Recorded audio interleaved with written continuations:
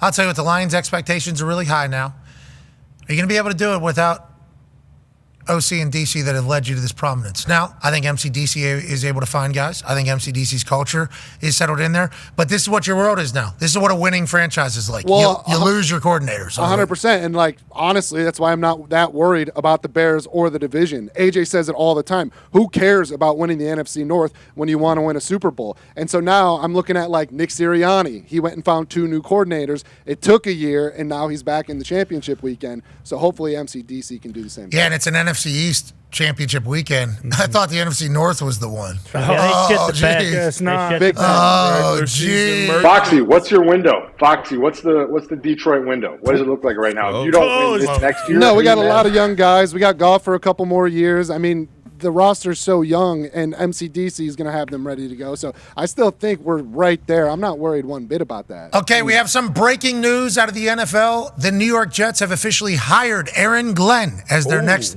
head coach to be the leader of Men at One Jets drive over there in New Jersey. Obviously, Aaron Glenn played, coached, understands that building over there, and what he's been able to do with Detroit with injuries to every starter, basically, while still remaining the defense coordinator of a team that would end up being the number 1 seed in the NFC before losing a devastator to the Washington Commanders, is now a head coach in the NFL. You know, the last couple of years, his name has been floated in a lot of different jobs. I think last coaching cycle, if he would have won all in, he probably could have got a head coaching job with how great he has done in the turnaround that has happened up there in Detroit. Now, he seemingly has found the job that he wants, going back into New York, New Jersey area to lead the Jets to potential prominence. I'll start with you, Jage.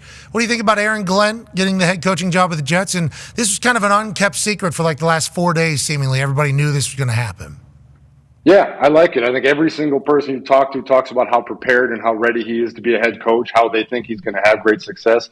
I think the fact that he was a first-round pick for the Jets, that he was a scout for the Jets, I think somebody being in that organization before, not necessarily from the success of it, but from caring about it, from having a passion about it, from not just being an outsider who's never had any connection before. He's going to want to do something great with that. He's going to want to change the fortunes. He's going to want to be the one to take it to that next level. Now, obviously, you've got to figure out some things there. You've got the quarterback situation. You've got that future. But you win in New York, you can basically write your own ticket in that city. So it's going to be a lot of fun to see how that goes. Yeah, and you'll be on TV forever. You know, if you go to New York, you have a job in TV forever. He's got a guaranteed contract now at head coach, which is going to be big money, especially with the success that he's had. We just saw Ben Johnson allegedly sign for $13 million with the Chicago Bears. D-Butch, your thoughts on Aaron Glenn? You're slamming the guaranteed contract. I like it. It's little – players got to start – I mean, there's a lot of players. Hopefully, with the new NFLPA, after we lay off 150 people, 150 people got laid off? Did you know we had 150 people? I didn't know. I was just about to ask, what do they do?